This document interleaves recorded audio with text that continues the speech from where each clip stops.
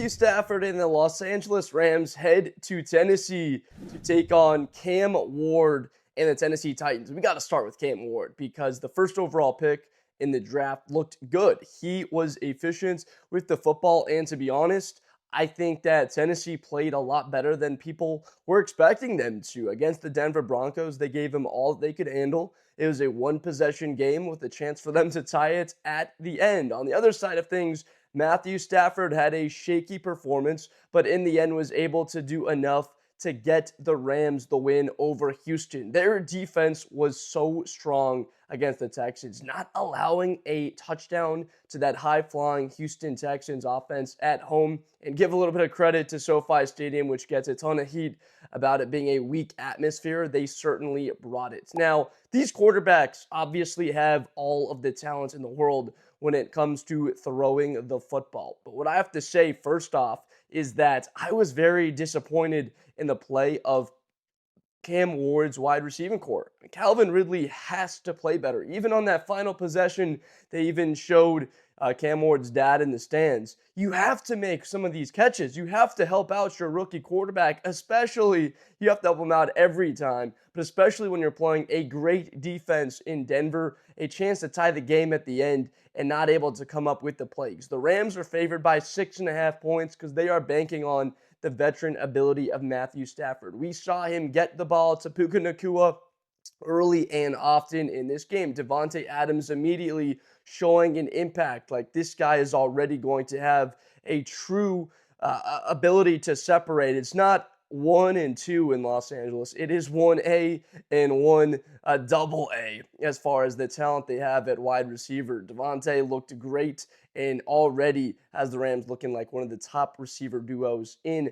the National Football League. For Tennessee, I think that a lot of people aren't talking about the run defense because this is an important part of the game in where they were a bit gashed against Denver. 151 yards on the ground, over 5 yards a carry on the day for Denver against them. RJ Harvey, 70 yards in that game. J.K. Dobbins, J.K. all day.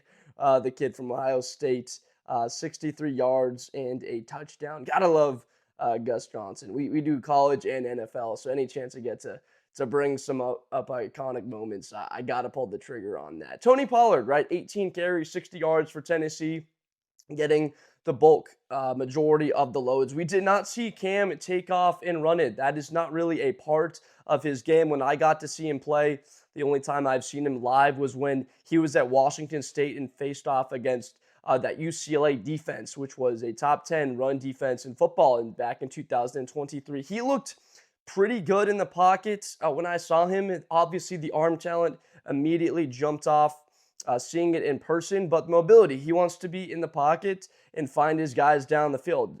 Pollard led Tennessee as far as receiving, only with 1 catch out of the backfield, and Calvin Ridley, 4 catches for 27 yards is just not going to be good enough for Tennessee going forward, especially if you want to beat a really good Los Angeles Rams team. Now, against the Texans, obviously, at the end there, the forced fumble by Nate Landman, a great play. Braden Fisk showing off some athleticism, diving with his left, pulling that ball in with his right to secure the fumble recovery for the Rams. And then 3rd down and long, they go play action, hit Nacua out in the flat, and he picks up the first down to seal the Rams win. It was a bit nerve-wracking because although Nacua had 130 yards, he took a shot to the face and was bleeding right below the eye. When he came back in, he had to be taken back out. So having Nacua on the field every play next to Adams, and then, of course, Xavier Smith, who had a big grab on the day for Los Angeles, they've got the weapons, obviously. Kyren Williams, he's going to be a factor. If you're Tennessee, immediately when you're facing LA, I know they have these weapons on the outside. We're expecting them to play a lot of cover 2 in this game. So I think Kyren Williams, 21, 22 carries, something in the low 20s in this game, getting him the football more because we can see that Tennessee defense really trying to limit the Rams, not letting them get behind them, trying to have those 5 underneath zones, 4 guys up front, and the 5 underneath zones when you're in cover 2 to take away the intermediate and deeper throws. Kind of just saying to the Rams, all right, try and beat us running the football. And that's what we want to let you guys do, because if they run the football more, what happens? That clock starts turning more. It shortens the football game. And if you're Tennessee, that's exactly what I want to see. Getting Cam Ward early completions, often settling him into this game. Look, this is his first game that he'll be playing at home, which is a very large factor. Get the crowd into it. Keep it a one-score possession through the first half into the second half by getting the clock running, getting him the ball and the ball out early. And besides just keeping the score close, keeping the game manageable, is that Rams pass rush. I was very impressed by them last year, how good they looked when they were younger, but it looks like they're even better this year. Josiah Stewart making plays, their draft pick, he's the rookie now. Byron Young looking good, Fisk up the middle. Jared Verse already looking like one of the premier defensive players in the NFC. That front looks great. And again, like I said, in shutting down the Texans' passing attack, and Stroud, only limiting CJ Stroud to 188 yards on the day, a 74.3 quarterback rating, and a pick, 19 of 27. We didn't see CJ as efficient because the Rams secondary, that was what the difference is, right? Can they take a step in this offseason and play better in the back end? Because we know this is one of the best front sevens in the NFL, but what about the secondary? If they can,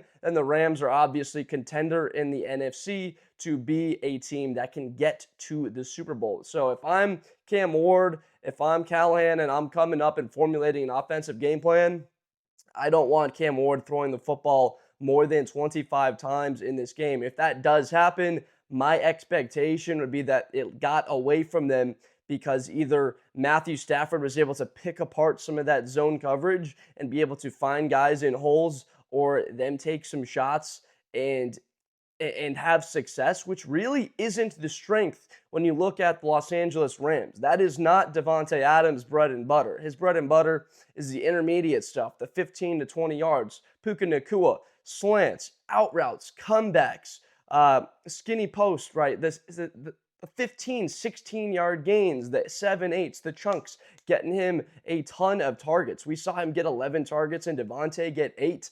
I believe that this can even be ramped up, expecting them to get somewhere between 20 to 25 targets every game, because this is an elite wide receiver duo. People that were sleeping on Davante Adams, you break down the yards and the touchdowns the last couple of years, he has more yards, he has more touchdowns and yards, and been the most productive wide receiver in football because of those couple years he was still there with Aaron Rodgers in Green Bay tacked onto that, right? Justin Jefferson, a lot of people talk about him, but he hasn't had the touchdowns the way that Davante has. Now, as far as this game and where the over-under is, obviously the Rams, the 6.5-point favorite. Vegas is saying that they're going to take care of business on the road. I actually will be a little bit surprised if the Rams pull away. I really liked what I saw from that Tennessee defense. I have to be honest. On the road, they showed up. They played to the task, getting pressure on Bo Nix. And much like the Rams' effort on the defensive side of the ball, the Titans' defense looked better than as advertised. I thought that Barton had some nice tackles. Cedric Gray, they really played well in the middle of that defense. And Sebastian Joseph Day, he was a former guy in Los Angeles, right in the middle. L'Jarius Sneed, the corner, him being healthy is a key, because obviously you need him to limit the production. He's one of the best cornerbacks in the NFL. When he's healthy, he's going to have the responsibility of lining up against Davante or Puka. Quandre Diggs will have to play well. Also, T'Vondre Sweat, right, the former Texas Longhorn, he was dominant with the Longhorns, a big part of the reason why they got to that semifinal game 2 years ago against Washington. Bring in Texas. Texas is back. A lot of that had to do with T'Vondre Sweat, the second-round pick last year, back in 2024. He'll have the responsibility of shoring up that defensive line, not allowing the Rams to gash them. So 6.5, I actually am leaning towards the Titans covering that spread. I believe that they can keep this game relatively close.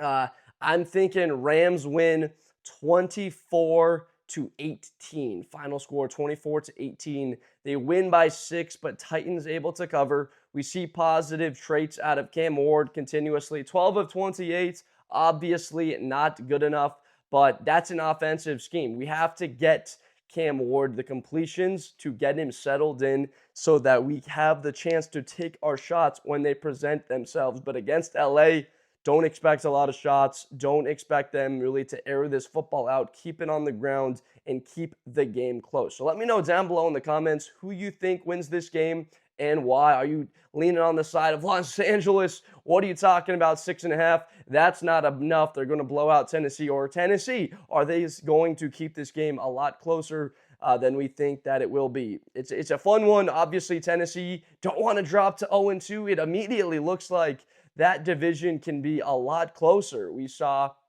the Houston Texans lose, so immediately the Colts take advantage in beating the Miami Dolphins. The Jaguars blow out their opponent in Carolina, so we've got Houston at the bottom. Tennessee, this was a big chance against a interconference opponent where you're playing somebody out of your conference to get a win in the home opener and pull out a great win against a great football team. So please let me know down below in the comments what you think. Subscribe for more content in the future. Appreciate you so much. We're going to keep coming out with football content daily, and I will see you next time. Thank you. Best player in college football. That Georgia and Ohio State game, New Year's Eve, is going to be a classic. Josh Blunder. Hi, everybody. I'm Josh Blunder. To the 40, 35, 30, Espinosa to the 20.